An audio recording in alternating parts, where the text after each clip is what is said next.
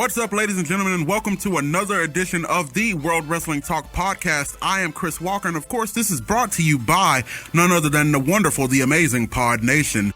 We're going to get right into the World Wrestling Talk podcast, but I'm here with two of my buddies, and I'm going to start off with the host of Podnation's flagship program, The Comic Cave, our resident caveman. What's up, Chris? What's going on? Comic Cave Chris here, joining World Wrestling Talk. How are you doing, Chris Walker? I'm doing great, and of course, we're here with someone who has become someone who I appreciate having here, someone who offers great analysis on wrestling, and that's my boy Xavier. What's up, man? Not too much, Chris, not too much. Maybe a future Podnationer show host. Well, actually, the locker room is coming soon. The locker room is coming soon? Near you. Well, listen out for that, fans. Should we be called governors if it's a nation? Governors of states? I would be the president. You would be the president. Russell would be my vice. Vice? Nah, I think Russell's the head of the Senate. All right, we're going to get right into this week's edition of the World Wrestling Talk podcast. Of course, we like to start off with some conversation, and since Night of Champions is coming up, I think the next two episodes we're going to spend some time talking about champions. And so today, I want to start off talking about who you guys think is the best WWE champion in history, in wrestling history. Oh, man, that's a good topic. So, best WWE champion in wrestling history. It's up for you guys. Hunter, go. Well, it's kind of crazy given the now split lineage, of the World Wrestling Federation Entertainment WCW Championship. But so are we including WCW? I mean, since it's owned, might as well, right? Yeah. Well, what I'm looking at, because the WCW titles are we talking about the big gold belt, the World Heavyweight title? Yeah. That title's history, I believe, started before with another promotion. Right.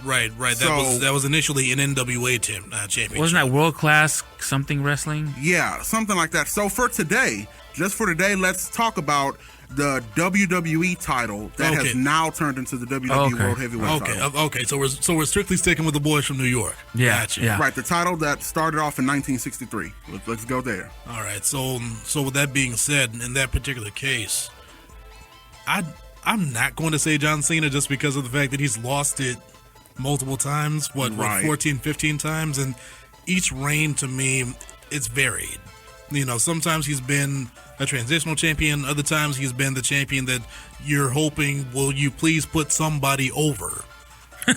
But if I had to call somebody a great champion, I would actually say one Paul Levesque, aka Hunter Hearst Helmsley, aka Triple H, and here's why. Because he's been able to have lengthy reigns, he puts on great championship matches, and he's actually put guys over to say, you're next. That's a good choice. I guess. Now, that's your favorite WWE World Champion? That's my personal favorite, yes. Hunter Hearst Helmsley. Paul Levesque, a.k.a.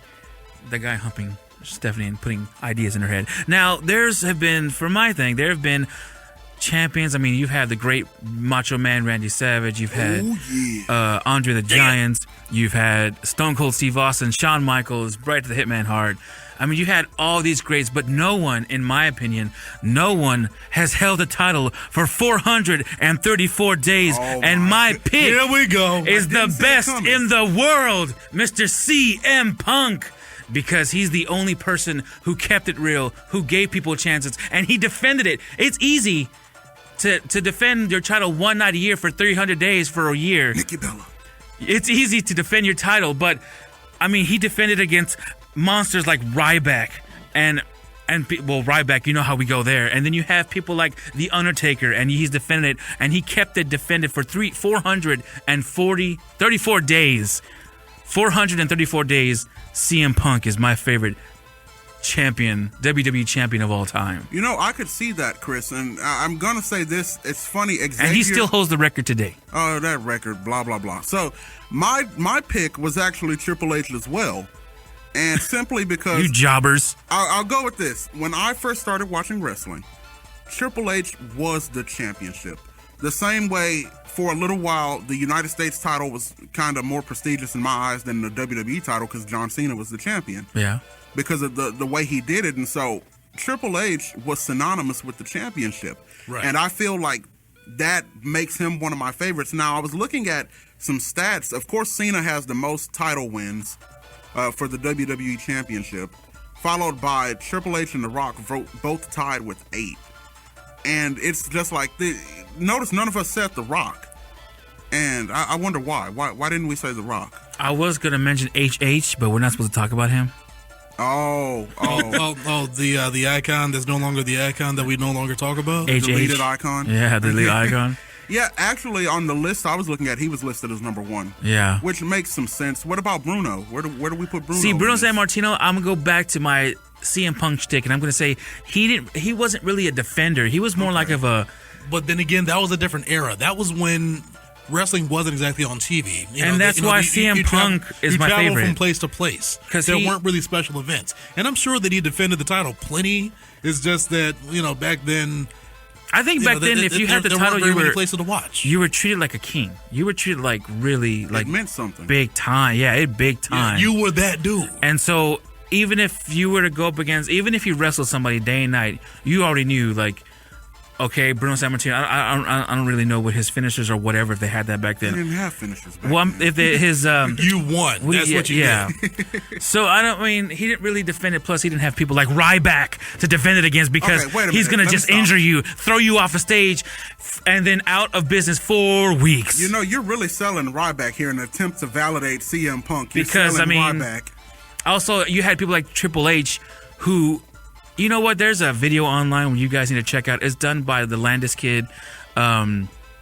It shows Triple H and his title. Well, actually, his wrestling career. It's a pretty funny thing. Oh, that comedy video. Yeah, it's a comedy video. Makes fun of wrestling. Yeah, it makes fun of Triple H. Okay, yeah. Well, we'll put a link to that below because I like the video. It was a really funny video, and if you see it, you're like, yeah, this is right. that was right. This is accurate. I think, but what I'm going to look at, I'm going to do some math, and I'm going to calculate the ratio of defenses today's between Punk and Bruno.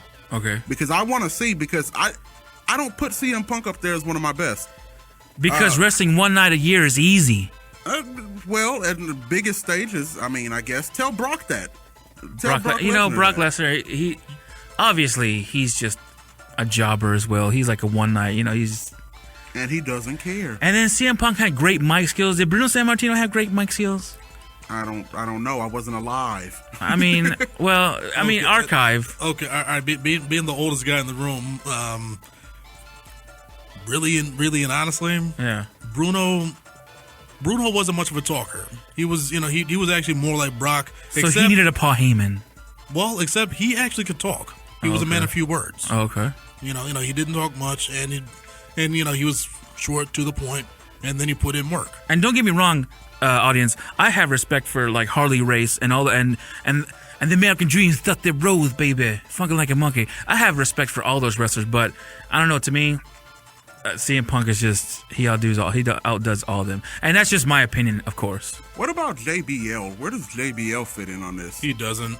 Really, I loved JBL's title reign. Again, elementary school for me, it's all we talked about. We hated JBL. We wanted that cowboy hat wearing, limousine driving, fake New Yorker to get out of here.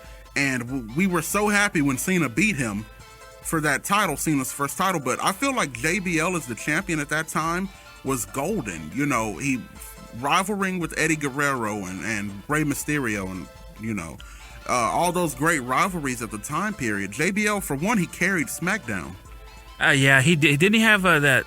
Nah, I'm over here thinking people power because of what I just. Oh, he had the cabinet with Orlando Jordan, the Bashams, Jillian, with that thing on her face. Remember? Yeah. That classic. Jillian Hall. It was great time, and I feel like that was before Cena took over SmackDown, and eventually they traded Cena for Cena. Was that still part of the Aggression era, or was that the PG era? That was Ruthless Aggression. Yeah, that was before. Yeah, that was actually like tail end of the Ruthless Aggression era before we got to PG. Oh, okay. Well, I thought Ruthless Aggression kind of was when Cena was on Raw, and he was arguing with Kurt Angle, fighting with Kurt Angle, calling him a ham sandwich. That was more like the beginning. I stopped watching in 2009, so that's... So you missed Straight Edge Society. Yeah, which I'm okay with that because I got to look back on that, and that was okay, but CM Punk was the reason why I came back. I hated Straight Edge Society CM Punk. But it did its job. Yeah, that's what I'm saying. It was good. It made sense, and it actually put him over because, for those of you that don't know, CM Punk is a legitimate straight edger. He doesn't do drugs, no alcohol. I mean, he lives the life. But for him to come in as like the straight edge messiah, making people shave their heads. That was funny. I saw not doing it archives on that. himself. Yeah. That was the fun part. And I will always remember the greatest heel moment in CM Punk's history, in my opinion, singing happy birthday to Rey Mysterio's 8-year-old daughter. He came out and it was so evil. We hated him. Man. And then Rey Mysterio went on and, did what he did. Either way, we're going to get into Rey Mysterio a little later, but that's what we think about who the greatest WWE champion of all time is. Of course, we want to hear what you think about that. So comment down below. Well, you have to pick. I mean, you pick HHH, but is there a second running up? You want me to pick another one? Yeah. It's difficult for me to pick Cena. That's where I want to go. Yeah. But if you're going to be a champion that many times, that means you've lost the title that many times. And CM Punk only lost twice. Okay, we're not going with CM Punk. So I think I'm going to have to go with JBL. JBL? Because of his impact and that clothesline from hell. I love the clothesline from hell. Mainly because the real impact in the clothesline from hell, guys, it isn't the initial impact, it's the fat flap. It's a bam. JBL, that was a disgusting move. But we want to know what you think about who the best WWE champion of all time is. Comment down below or go join the World Wrestling Talk group. Of course, a great place to talk wrestling. We're all parts of it. Don't you just love the live discussion during Raw? Very much so. I've always been, since social media has evolved from the days of MySpace, and that's wow. that's probably again telling my age. No, I was there for MySpace Even I too. was there. Yeah. I was there at the end. Okay, but see, I was there at the very beginning. I was there That's too. what I'm saying. Yeah. But yeah, I've always been a live poster, and to be able to have multiple conversations, and the fact that, I kid you not, I think it was about a week ago, a half dozen of us had the exact same reaction with the exact same words at the exact same time. Yeah. Don't you just love it? Indeed.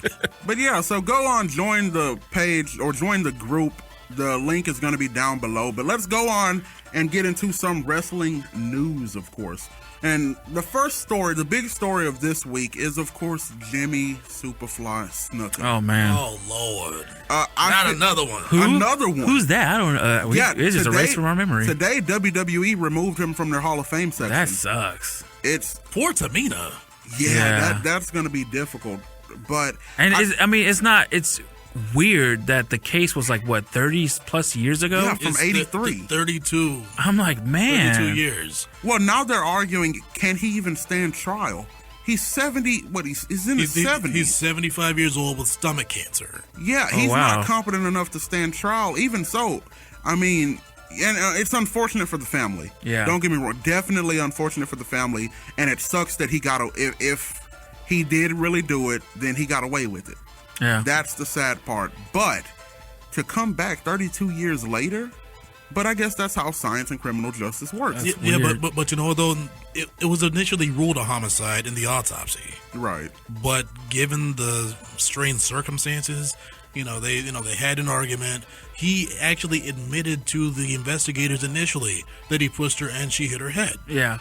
But between the time the argument happened, him going to do his match, and then coming back to see her essentially seizing and dripping some type of bodily fluid out of her mouth and nose. Now I have a question for you guys, and this is strictly in our opinion here at World Wrestling Talk.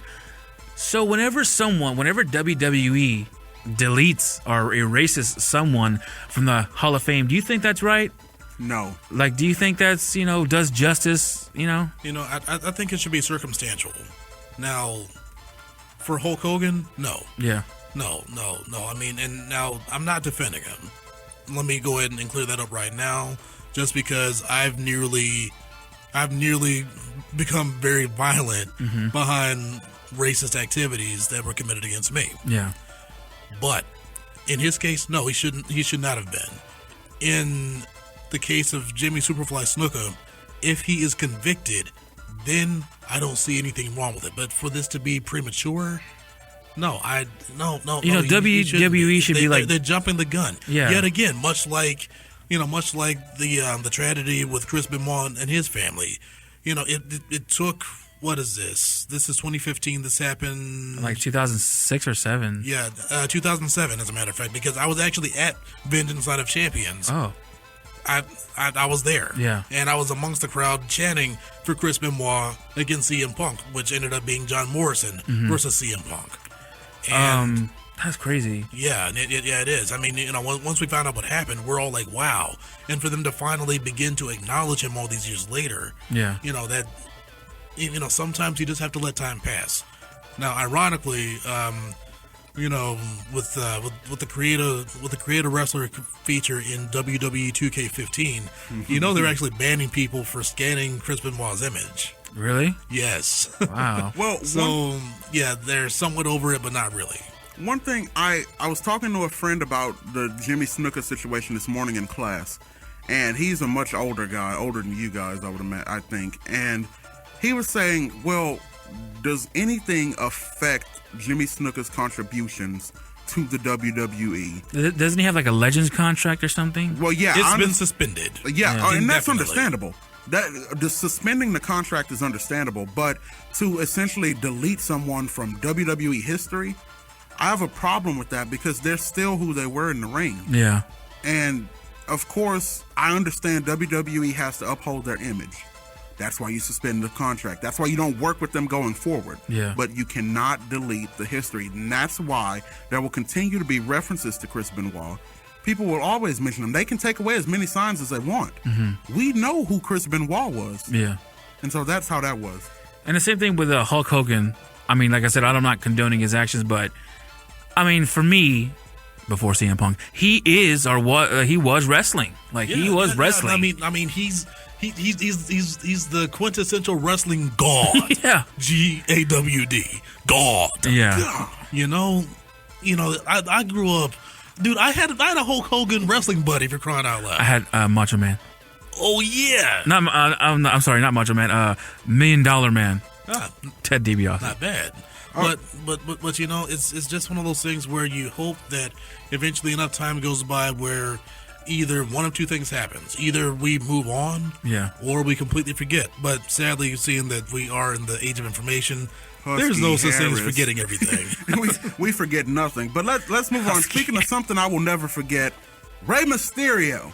All right, so there's talks. He doesn't have a contract with AAA right now because of the future of Lucha Underground is in question. Yeah. Because it should have been in question a long time ago. No one really knows where Ray's going to end up, and of course, he's mentioning coming back to WWE. Now, Triple H... retire? I guess. I mean, he should. But Triple H is just like, yeah, okay, let's bring him back. Vince, on the other hand, is like, I'm not going to let people go out and test the waters and then decide they want to come back. This is my company. That's pretty much what was happening in the 90s. So here we are, Rey Mysterio seemingly interested in coming back. What do you guys think? I don't have a problem with it. I mean, now, is there really a place for him anywhere between the main event and the upper mid card? Of course not. No. Maybe a solid mid card guy, a la Rob Van Dam. You know, help him put over younger talent. You know, helping guys like the Lucha Dragons look good in like a 3-man tag match or something.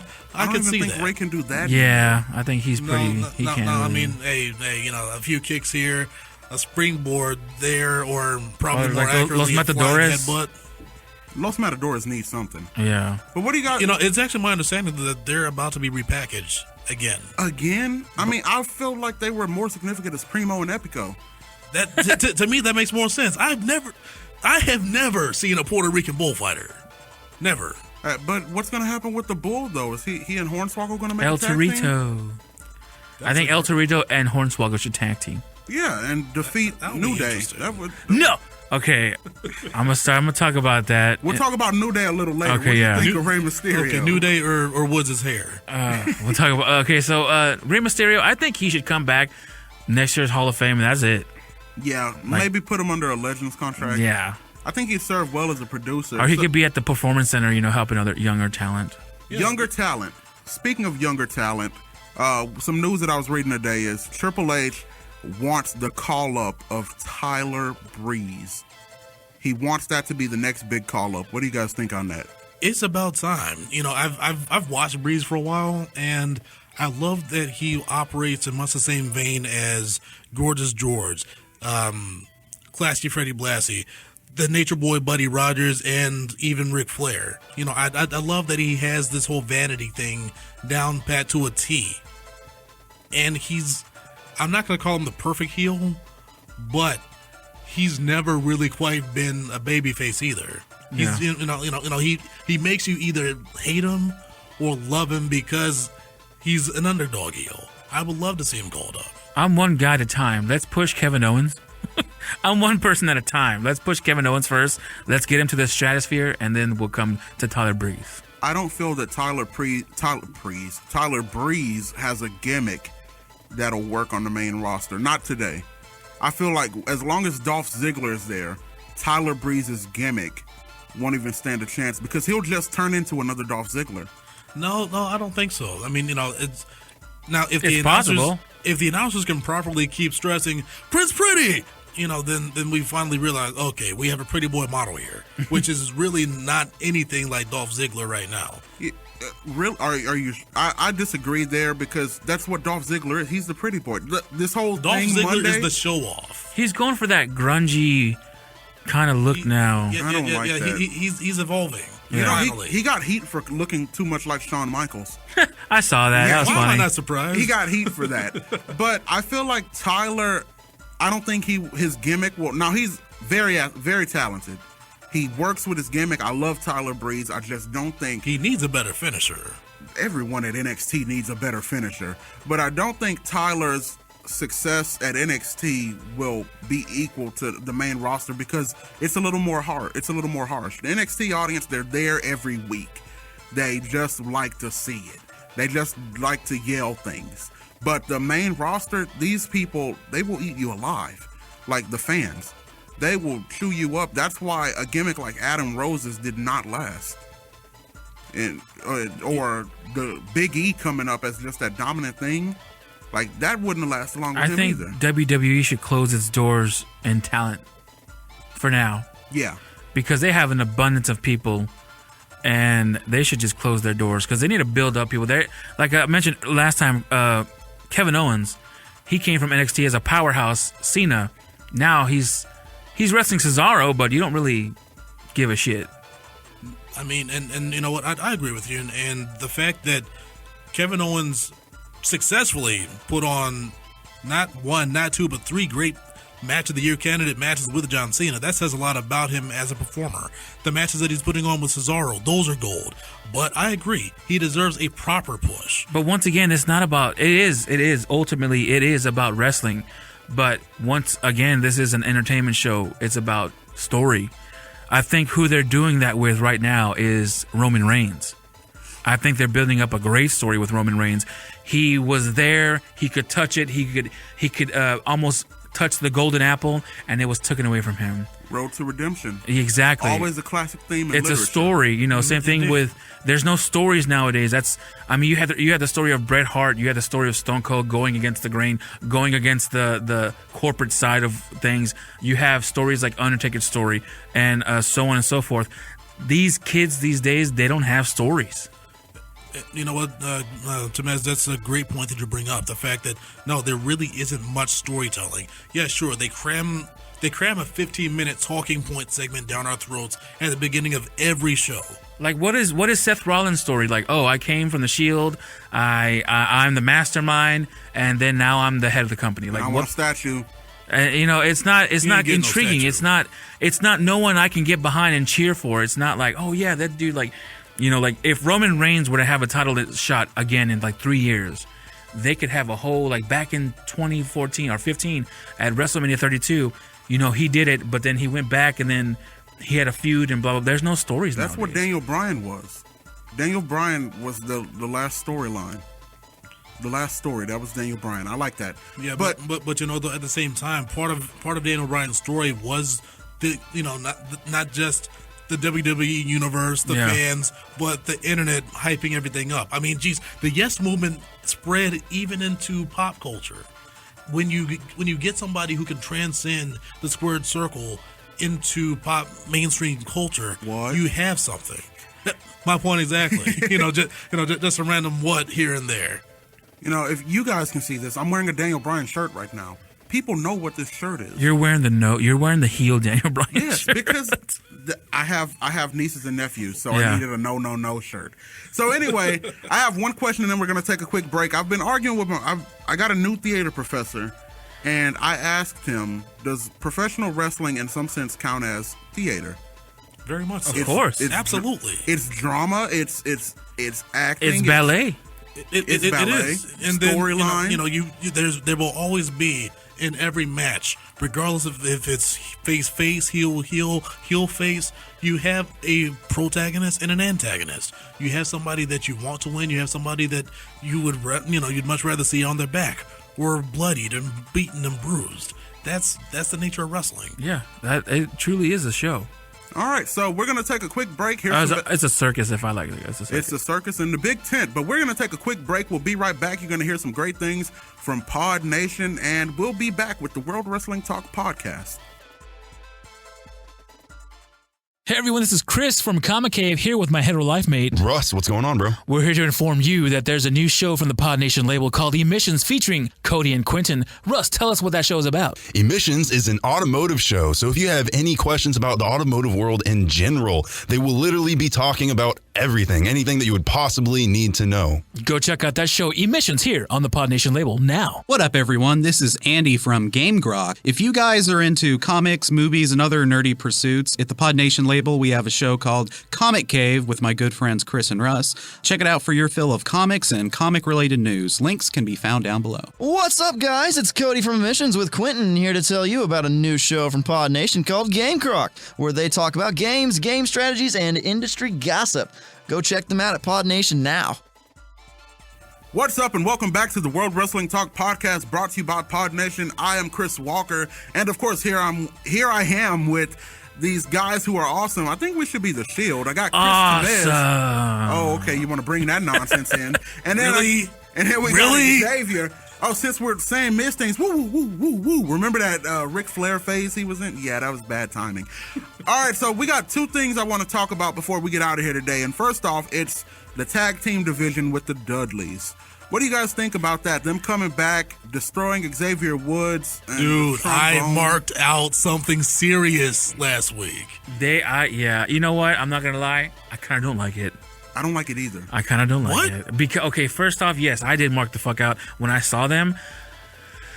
But they're going to be PG'd. And that's not the Dudley Boys I want to remember or know.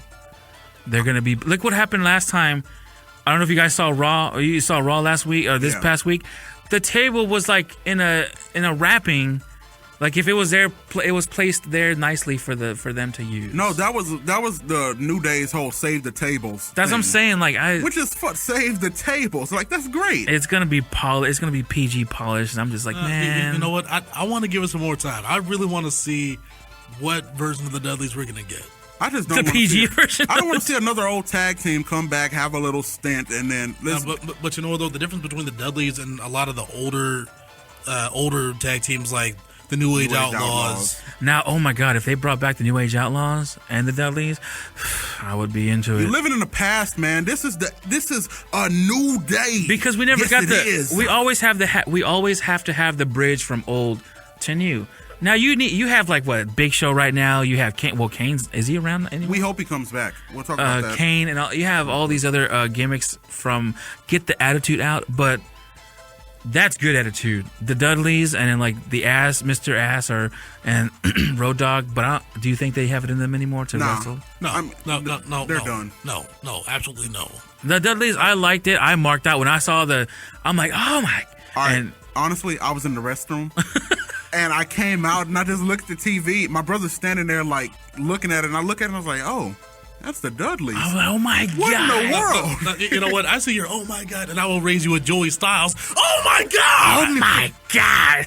All right, so we're excited to see what the Dudleys have to offer. Of course, the tag team division shaking up. New Day, Dudleys. It's going to be pretty good. First off, I just want to say, New Day, awesome them. gimmick. Yeah, they're awesome. They're really awesome. When Xavier Woods came out with that trombone, I was like, laughing. I was laughing. And then the hair, it was trending. He was trending because of his hair. But from two old people coming back to one, of course, this return of Sting, who is 0-1 in WWE, and now all of a sudden is up for a championship. You know, match. I want to say this before we end this. I said this on World Wrestling Talk. Whenever Sting came back, I didn't care because they buried him at WrestleMania 2. I mean, they made him lose to Triple H, and whenever they unveiled the statue and he was standing right there, why was Triple H scared? Or why was he stunned? Like, he was going to get him with his finger gun, remember? Like, why? Like, it doesn't matter. Like, why? Like, Triple H, why are you scared of Sting? You beat him. So they buried him at WrestleMania. Well, he beat him with help, though, so I can see that. And then he had help. He had, like, NWO or whatever you want to call that. Which was a great moment. I was expecting Kane. I think I would have been happier to see Kane. I think most of us were expecting Kane. But they surprised us with Sting. Sting can work a mic better. And, I mean, we don't expect Sting to win. But then again, Seth's pulling double duty. So yeah. And it's not just any double duty. It's Cena. So yeah, that's duty and a half. I think we should have a segment on World Wrestling Talk of who they should give pushes to. We'll do that next time. Yeah. We'll do that next time. But before we get into that, how about you guys go on and comment who you think should get pushed, and we'll talk about that next time and share what you guys think. Of course, we're going to go on and get out of here. We're excited for Night of Champions coming up from, where's it going to be at, guys?